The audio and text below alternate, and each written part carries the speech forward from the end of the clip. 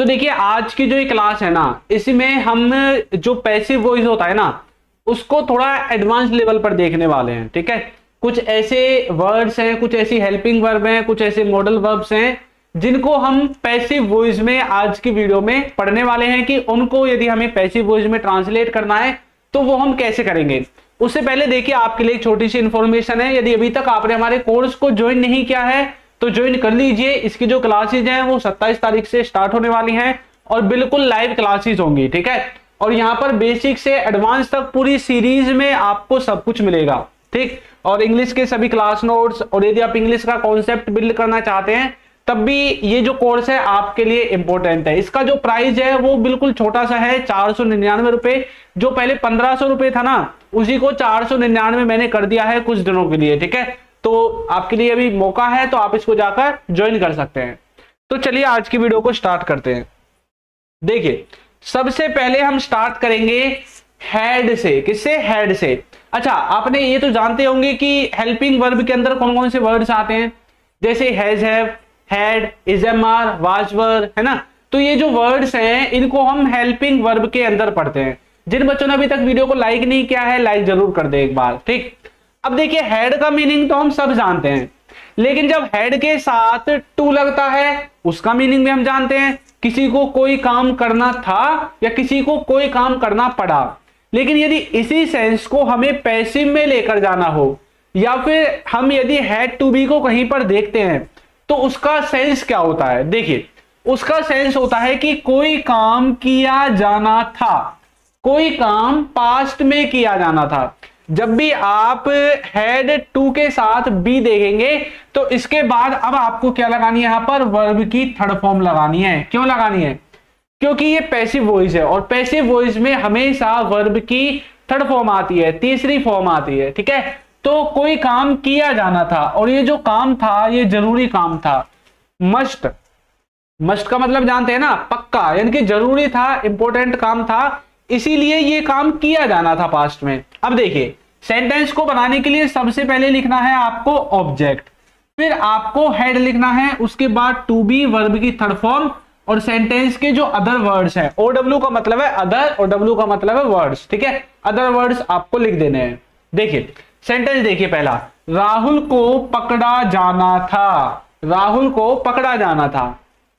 आपके पड़ोस में कहीं पर चोरी हो गई थी, ठीक है, और आपके पड़ोस में चोरी हो गई और सबको पता है कि चोरी करता कौन है ना। हर एक गांव में एक आध दो ऐसे लड़के होते हैं जो चोरी चकारी के मामले में पकड़े जाते हैं।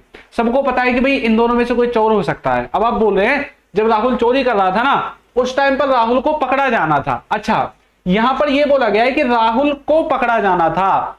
राहुल को पकड़ा जाना था यानी कि इस पर एक्शन किया जाना था पकड़ने का। अब ये एक्शन करता कौन है ना, या तो आपके अड़ोस पड़ोस के लोग करते वो पकड़ते, या फिर जिनके घर में चोरी हुई है वो करते, या फिर पुलिस करती, है ना। तीन जो है वो है लोग। तो मतलब इस पर काम किया जाना था। तो जिस पर काम किया जाता है या फिर जिस पर काम का असर होता है वो हमारा ऑब्जेक्ट होता है। तो राहुल यहां पर सब्जेक्ट नहीं है, राहुल यहां पर ऑब्जेक्ट है। अब राहुल पर जो काम करेगा पकड़ने का वो सब्जेक्ट हो जाएगा। इसको मान लो जिनके घर में चोरी हुई वो पकड़ते तो मतलब वो वाले जो लोग हैं वो सब्जेक्ट हो जाते, पुलिस पकड़ती तो पुलिस सब्जेक्ट हो जाती, या कोई और पकड़ता तो वो भी सब्जेक्ट हो जाता। ठीक है, तो राहुल को पकड़ा जाना था यानी कि काम जरूरी था, इसको पकड़ने का काम जरूरी तो था। तो कैसे बोलेंगे, राहुल तो ऑब्जेक्ट है तो ऑब्जेक्ट को सबसे पहले लिख देंगे, जैसे मैंने बोला था ऑब्जेक्ट सबसे पहले आ जाएगा राहुल, उसके बाद आएगा हैड, राहुल हैड, फिर आ जाएगा to be, Rahul had to be, और उसके बाद वर्ब की थर्ड फॉर्म, कैच की थर्ड फॉर्म कॉट यहां पर आ जाएगी। तो Rahul had to be caught, Rahul को पकड़े जाना था। इस तरह से आप इन सेंटेंसेस को समझ सकते हैं। ठीक है, समझ में आ गया आपके? निशु, हिना, एपी, गेम, विकास, ठीक है, विशाल। अच्छा, बच्चे सोच रहे हैं कि सर 9 बजे हो गई क्या क्लास? नहीं, क्लास 9 बजे नहीं हुई है, क्लास का टाइम 8 बजे ही रहेगा। ठीक है, तो आज थोड़ी सी दिक्कत थी, इंटरनेट नहीं चल रहा था, इसलिए मैंने इसको 1 घंटा थोड़ा लेट कर दिया ताकि इंटरनेट की जो इश्यू है, जो प्रॉब्लम है वो ठीक हो जाए। ठीक है, तो इंटरनेट अब ठीक हो गया तो क्लास भी ठीक हो गई। तो क्लासेज आपकी वही रहेगी 8 बजे। ठीक है, 3 दिन क्लासेज लगा करेगी अब, ट्यूसडे, थर्सडे और संडे को। ठीक है, TTS, ट्यूसडे, थर्सडे और संडे को आपकी क्लासेस लगा करेगी लाइव रात को 8 बजे। ठीक है, चलिए बर्गर को खाया जाना था। अब बर्गर को किसके द्वारा खाया जाना था, है ना। अब बर्गर तो खाते ही हैं, चाउमीन भी खाते होंगे, है ना। तो बर्गर को खाया जाना था, कैसे बोलेंगे, burger had to be eaten. भैया खाना जाना जरूरी था वरना खराब हो जाता बर्गर। ठीक है, फोन को बेचा जाना था, भाई फोन खराब हो गया या फिर आपको नया फोन लेना है, आप बोले यार इस फोन को तो बेचा जाना था, है ना, अभी तक बेचा क्यों नहीं है, तो बोलोगे phone had to be sold. Sell की थर्ड फॉर्म आपको यहां पर सोल्ड का इस्तेमाल करना है। ठीक है, वेरी गुड। भीना ने बनाया है burger had to be eaten. Okay, ठीक, समझ में आ गया। अच्छा आपको एक बात और बताऊं, मैं एक बात और बता रहा हूं, यदि इंग्लिश को थोड़ा और एडवांस करना है ना, तो ये जो खाने पीने की चीजें है ना, इनके लिए आप हैव और हैड का इस्तेमाल करना स्टार्ट करिए। जैसे मैंने बोला burger had to be eaten, अब ये जो ईटन है ना, इसके स्थान पर आप यहां पर हैड का इस्तेमाल कर सकते हैं।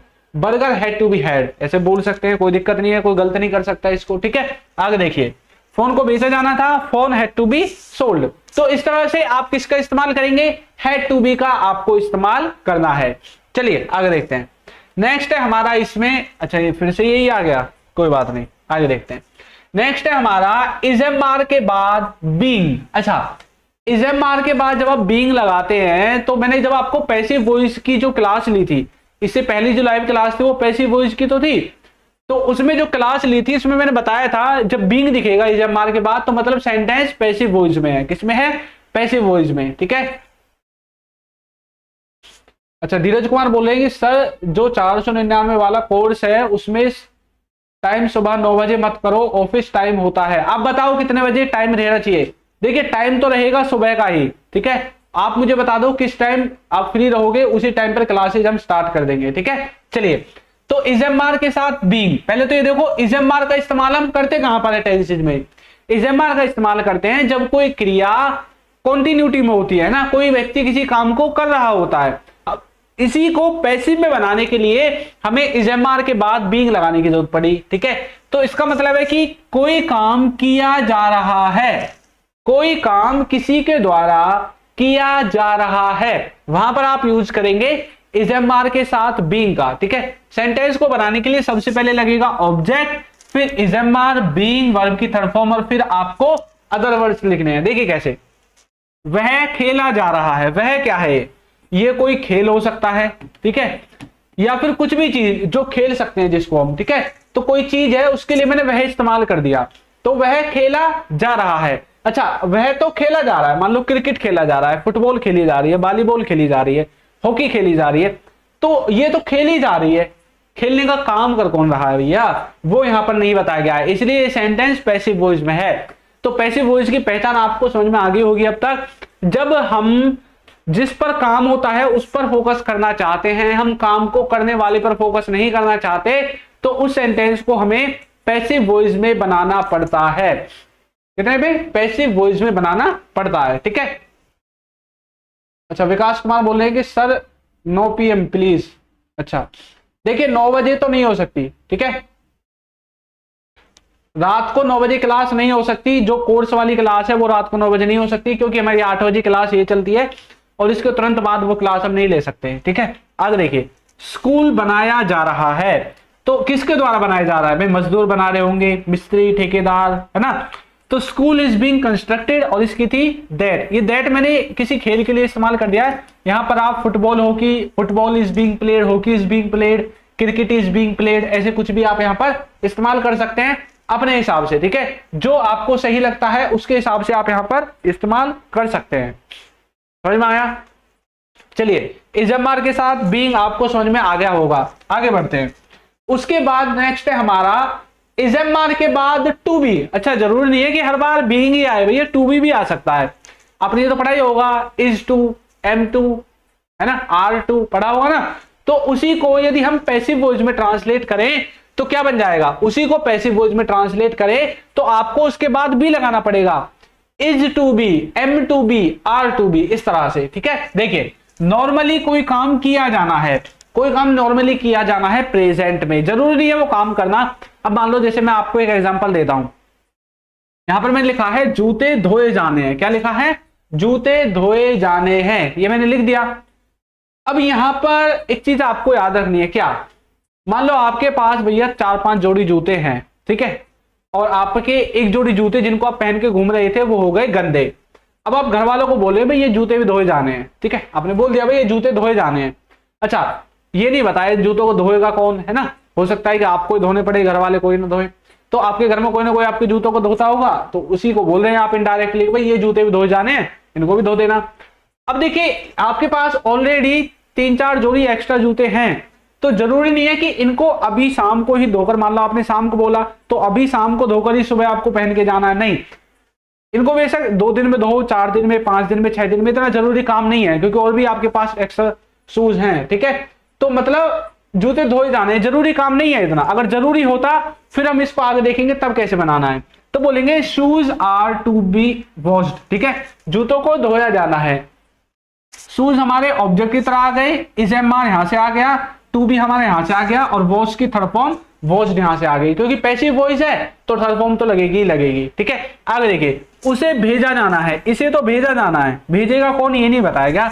ही इज टू बी सेंट, ठीक है, मेज साफ की जानी है, तो table is to be cleaned, table is to be cleaned, समझ में आ गया आपको, वेरी गुड। चलिए आगे बढ़ते हैं, चलिए नीरज कुमार बोल रहे हैं इवनिंग 6 बजे से ठीक है सर। अच्छा, इवनिंग में चाहिए 6 बजे, चलो देखते हैं, ठीक है, आगे बढ़ते हैं। उसके बाद नेक्स्ट है हमारा वाज वर्ब के साथ बीइंग, क्या है, वाज वर्ब के साथ बीइंग। देखिए जो हमने इजएमआर के साथ बीइंग पढ़ा था वो तो था प्रेजेंट के लिए, कि प्रेजेंट में कोई काम किया जाना है, ठीक है। देखिए जो क्लास का टाइम है ना, जो 499 वाली कोर्स का क्लास का टाइम है, अब हमारी जो नेक्स्ट लाइव क्लास होगी उसमें मैं आपको बता दूंगा, और बाकी ऐप पर भी आपको टाइम टेबल दिख जाएगा। अगर आपको सुबह 9 बजे नहीं चाहिए तो शाम को ले लेंगे, कोई दिक्कत नहीं है। शाम को जो क्लास का टाइम होगा वो वहां पर आपको चेंज हुआ दिख जाएगा, ठीक है, कल शाम तक वो चेंज हो जाएगा।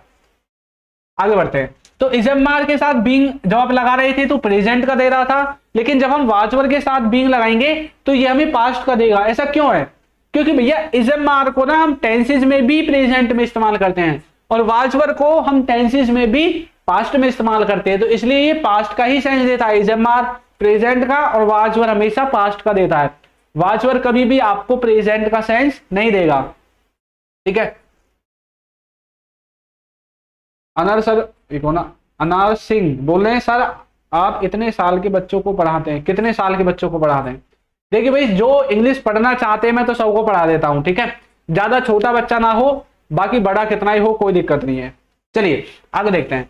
टीवी देखा जा रहा था, पास्ट में कोई काम किया जा रहा था, टीवी वाज बीइंग वॉच्ड, ठीक है। तो क्या था, टीवी वाज बीइंग वॉच्ड। आगे देखिए, कमरे साफ किए जा रहे थे, कमरे साफ किए जा रहे थे, तो the rooms were being cleaned, ठीक है। आज थोड़ी सी तबीयत खराब है तो देख लेना आप। चलिए आगे देखते हैं। देखिए अभी हमने देखा था वाज वर्ब के साथ बीइंग, है ना, वाज वर्ब के साथ बीइंग देखा था। अब हम देखेंगे वाज वर्ब के साथ टू बी लगता है तो क्या सेंस देता है। इसका भी वही नॉर्मल सेंस होगा, लेकिन ये पास्ट के लिए होगा। पास्ट में कोई काम किया जाना था, ठीक है, पास्ट में कोई काम किया जाना था, किसी के द्वारा कोई काम किया जाना था, वहां पर आप वाज वर्ब के साथ टू बी का इस्तेमाल करेंगे। इसमें सबसे पहले ऑब्जेक्ट आएगा, फिर was verb, to be, verb की थर्ड फॉर्म, और फिर आपको अदर वर्ड्स लिखने हैं। जैसे कि तुम्हें बताया जाना था, you were to be told, ठीक है, उसे भेजा जाना था, he was to be sent, हमें पूछा जाना था, we were to be asked, ठीक है। तो इस तरह से आप